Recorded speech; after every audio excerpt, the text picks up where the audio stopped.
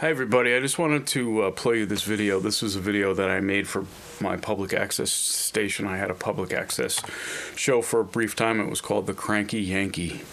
It was many moons ago, probably 10 years ago, at least 2 or 3 chins ago too, so and 5 or 6 haircuts ago.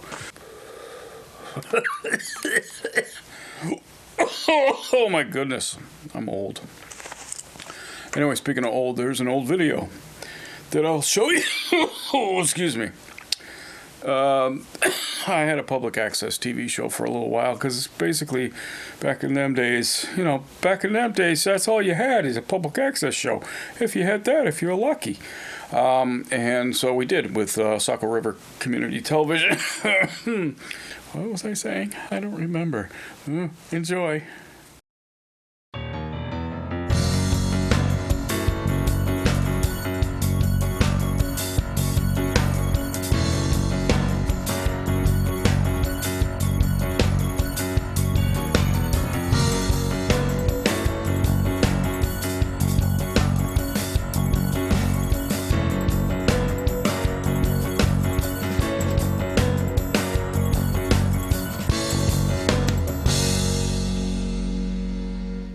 Hello and welcome to the Cranky Yankee Show. This is show number 2. And today I wanted to talk to you about a couple different things. If you're like me, when you drove to where you're driving to today, somebody was driving very badly near you.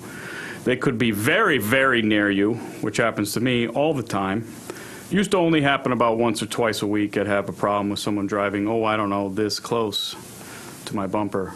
But it's a lot more common now. I don't know why. First couple things I have to say is that the views and opinions of the Cranky Yankee are those of the Cranky Yankee and do not necessarily reflect those of Time Warner Cable, Saco River Community Television, or anybody else for that matter. The driving issue is a big one for me to be cranky about. As a matter of fact, yesterday, I had a reckless driver trying to pass me on the left, pass me on the right on Route 25 in Standish. We've had a lot of problems, and I like to joke around about things, but there have been a number of deaths in Standish and in the local area over the last year, and it's pretty upsetting and really not funny. I try to make light of certain subjects, but we've had a big problem. People don't seem to learn. We've had people thrown from their vehicles end up 40 feet up in the air in trees, dead. And still, people are still driving recklessly. There was an article in the paper a few months ago about the sheriff, Cumberland County, trying to get some funding to a $7,000 grant to get more enforcement on the roads. I haven't heard anything about that yet. I've been trying to get in touch with them to find out if they did get the money, because we do need enforcement. That's the thing people forget about when they pay their taxes or complain about paying their taxes, is that it also goes to public safety and police salary and the like. It's absolutely dangerous out there. I don't like to have drive with my daughter in the car sometimes because it's you never know what people are going to do. Motorcycles used to be the 1%ers. Remember that? 1% of the people who drove motorcycles were bad apples and would give you trouble. It seems now it's reversed in that everybody on the road driving a motorcycle is in a big hurry and needs to get this close to your bumper. Here's the thing about motorcycles. I don't care how tough you think you are. Your $90,000 bike is no match for my $900 minivan. So if we get in a toss, a little tussle, you're going to end up in bad shape, and I'm going to walk away. There's been motorcycle accidents, a few of them this summer. One guy just died in Bridgeton. He was standing up on his seat, waving to his buddy, and unfortunately he fell over and died. This is not uncommon anymore. Like I said, almost everybody I see driving is in a big hurry. I thought the idea of a motorcycle was the open road, enjoying the outdoors and the wind in your hair and just relaxing and being cool about things. But no, people are in a big hurry. And the price of these bikes, I see, you go over to Bentley's and you see some of the bikes lined up. That's a lot of money right there. That's about the cost of my house for some of those bikes. You got to figure that a lot of these people are weekend warriors, like that movie, where they make a lot of money during the week and then they go out on the weekend and try to be cool. Well, it's not cool anymore. I'm fed up with it. I'd also like to bring up a few things that are a little touchy, because that's what the cranky Yankee does. He's cranky. If you are over the age of, I don't know, 111 years old, and you're driving, yeah, let's talk about this for a minute. I've had a few incidences of elderly drivers. And we're not supposed to talk too much about this. It's a sensitive subject. People will start accusing you of isms here and there. But we need to talk about it because these are dangerous drivers, a lot of them. Recently in Saco, a man got a little confused. I think he was in his 80s. And he confused his gas pedal for his brake pedal. And he hit not a squirrel, not a dog, but a bank. He smashed right into a bank in Saco. Now, I'm going to tell you something here I don't like to tell many people, but back when I was young and stupid, I did something which I regret now, and I'm not condoning it. I took LSD and I drove my car, okay? A lot of people did that back in the day. This was 25 years ago. Not proud of it, not condoning it. I don't recommend it, but I did it. And when I was under the influence of hallucinogens, I never once looked at my gas pedal, thought it was my brake. Looked at my brake, thought it was my gas pedal. I don't know. I saw unicorns in the street, and the taillights of the car in front of me were UFOs. There may have been a goblin carrying an elk. Oh, I'm sorry, that was an elf across the street. But I never once looked at my gas pedal and thought it was my brake. This is a problem. If you're, like I said, over the age of 111, and you're driving, and I'm exaggerating, but there are some elderly people out there. I had a problem earlier today with a woman who wore those, I don't know if you're familiar with those wraparound, they look like welding glasses, sunglasses. I can't imagine that I would be able to see through them. Little old lady with cataracts, geez, you know. Let's talk about it, because about 20 years ago, my grandmother, who's 90 years old, my aunt sat down with her and said, you know, you weren't a very good driver to begin with. We think that you should stop driving. We'll drive you where you need to go, and that's fine. And she had no problem with it. A lot of people don't have families, so it's a matter of independence, getting to the doctor, getting to the store, getting to your friend's house. This is where it would be a good opportunity for entrepreneurial types to get involved, start a company, companionship, driving people around. You can even call it something stupid like driving Miss Daisy. I don't care what you do, but just do it. Because we need to get some of these elderly drivers off the road. They are dangerous, and it's time to stop kind of being cautious about this debate. We've had too many incidences, and I'm concerned for my safety and the safety of my family. One other thing I'd like to mention is that we're coming to you in glorious HD, so you can see the beautiful shirt that I'm wearing. I don't have much of an opportunity to, speaking of hallucinogens, I don't have much of an opportunity to wear this shirt, so I thought it would be a good one today here in the studio. But does this fat make me look fat? One other reminder, right on red, and this goes to some of the elderly drivers, but maybe to some other people, friendly reminder. right on red. I think that was enacted sometime in the late 70s. I think they started out in the Midwest. And then it caught on, and then it became like a national thing, like in the 70s, like 40 years ago. Right on red. So just a friendly reminder, people forget, unless otherwise posted. I know in New York City they don't let you do right on red, so unless otherwise posted, you can take a right on a red, just a friendly reminder. Also, if you are in a rotary, and we have a couple of rotaries, I use the Sanford Rotary, I use that today, and we have the Gorham Rotary. If you're in a rotary, and this is for older drivers as well as younger drivers, don't stop in the middle of the rotary, okay? Because I've seen people do that, and I was really surprised about that. A little cranky, too, stopping in the middle of the rotary, okay? If you don't know where you're going, maybe go around a couple more times, and you can check it out. There's 112, boom, you're on it. But don't stop in the middle of the rotary. That is the most insane thing. No, it's not the most insane thing. What am I talking about?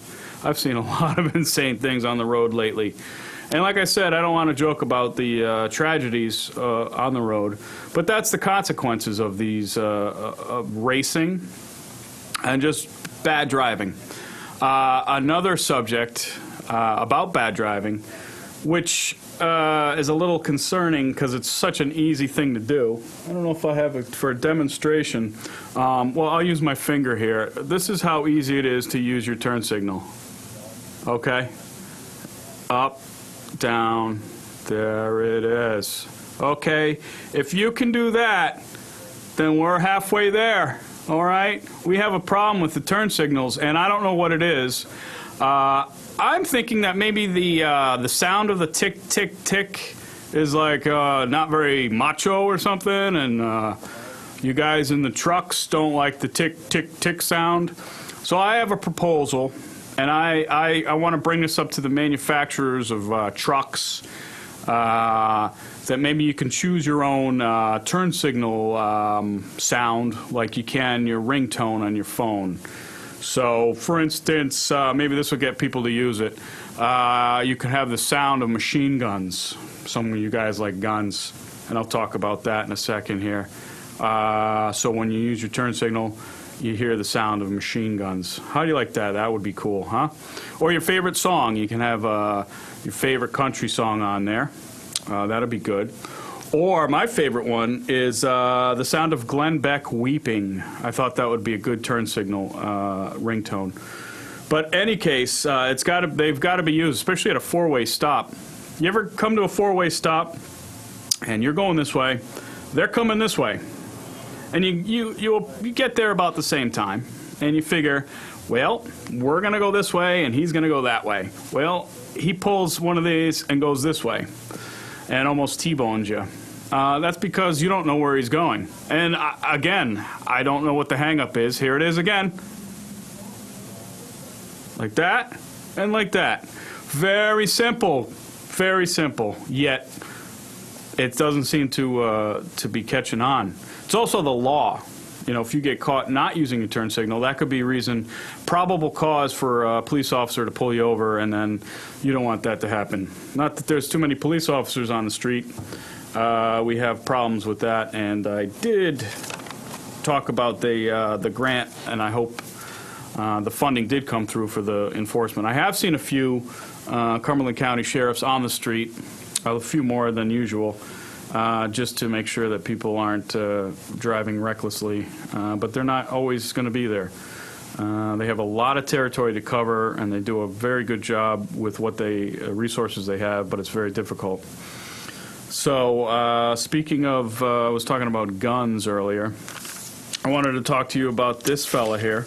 And I'm not going to use any names because I don't want to get sued. I don't have any money anyway. So, this poor fella here, locally. Now, he was very, very upset because, I don't know why actually he was upset. But it seems that he was ranting and raving that this is the USA and no one can take away my guns.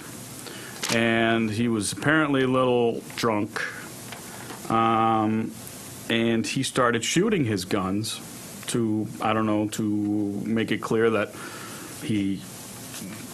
no one can take him away, apparently. The police arrived, and there was a standoff, and then he was taken in.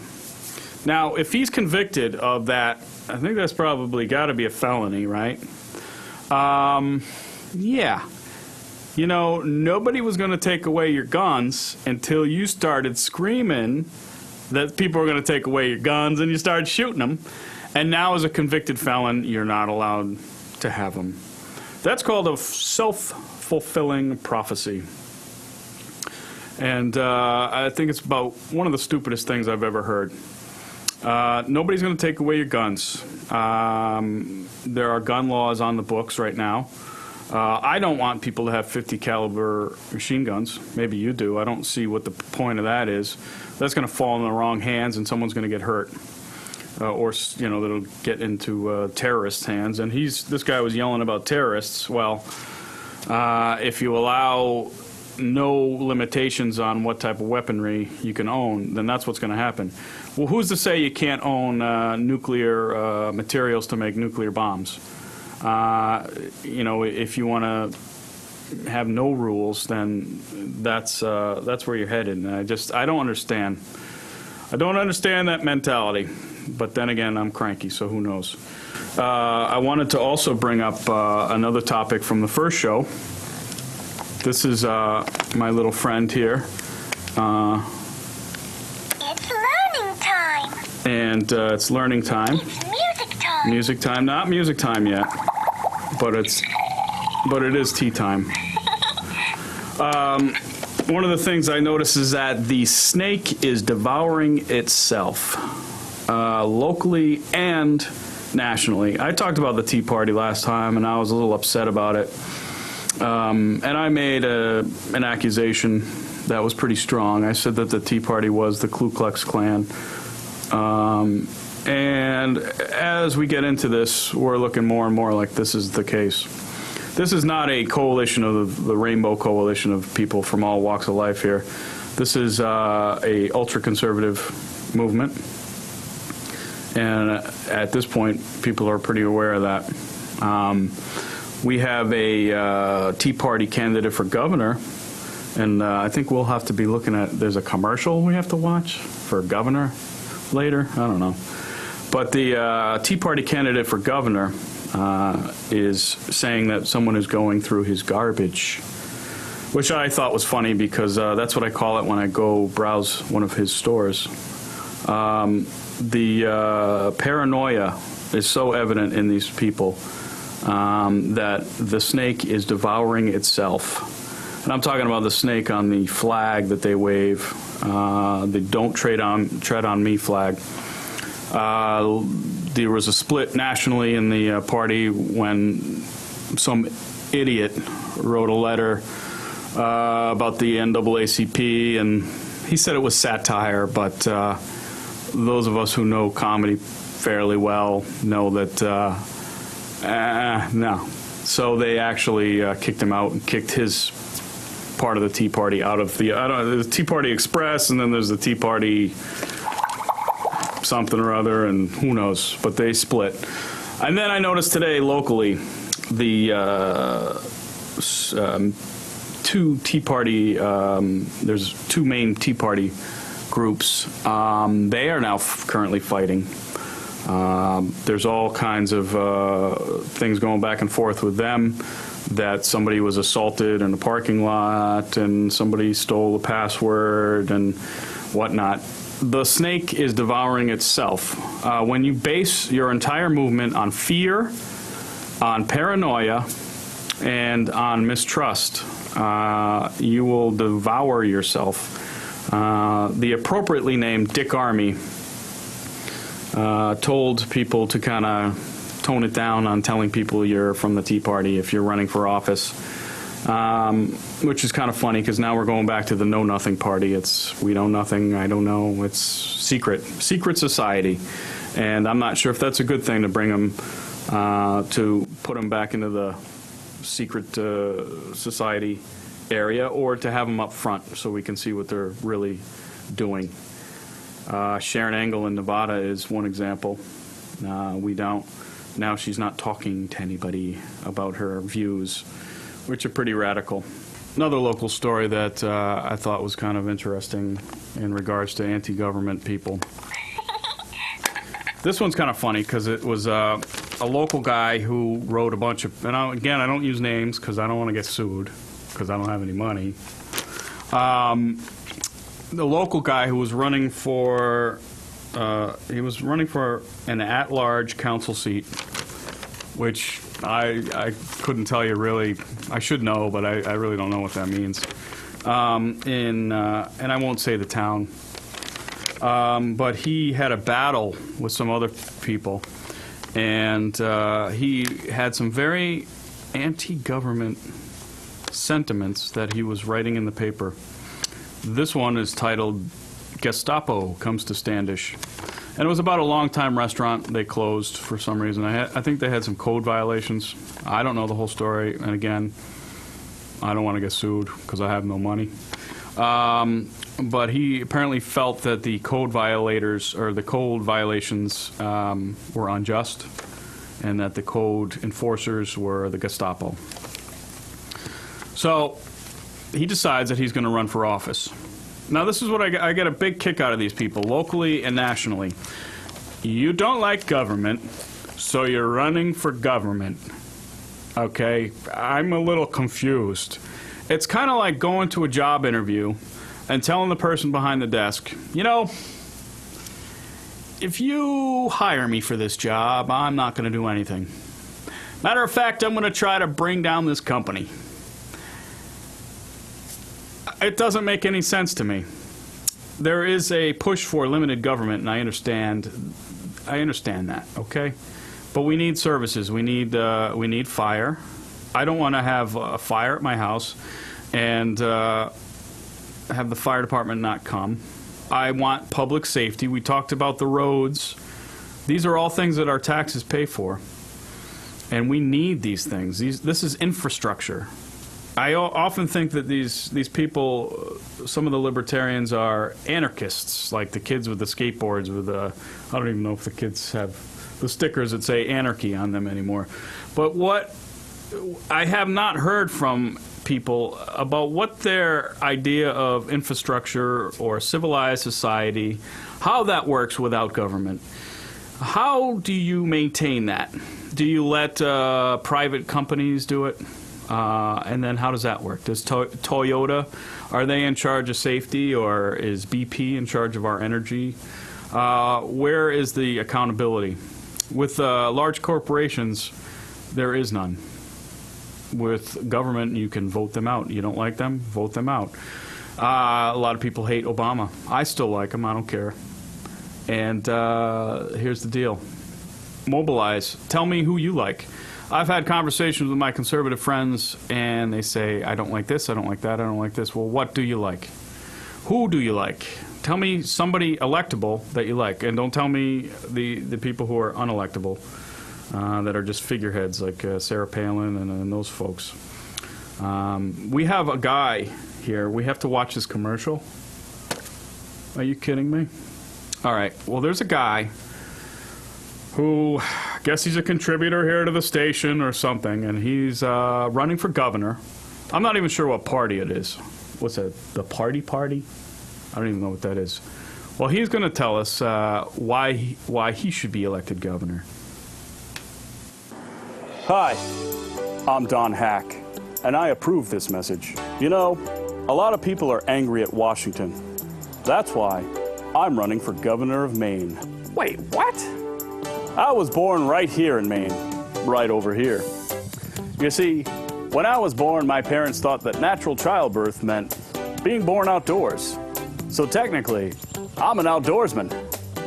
Put the word avid in front of it, and bam, I'm an avid outdoorsman.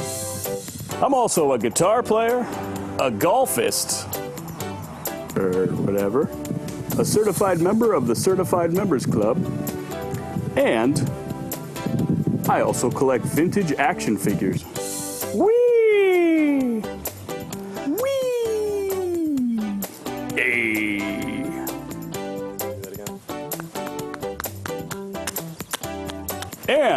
I've run 8 small businesses. Into the ground. Business, business, business, business, business, business, business, business, business, business, business. I don't know. They want me to say it like 18 times in the commercial. I don't know.